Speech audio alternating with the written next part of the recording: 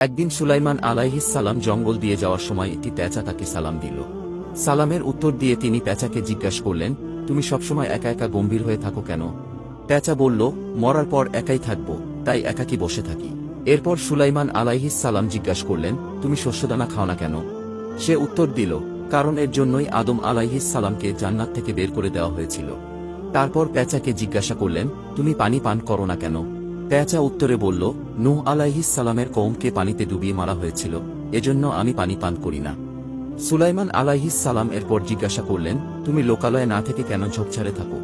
পেঁচা বলল, এখান থেকে আমি বলতে থাকি কোথায় তারা যারা একদিন এখানে ছিল।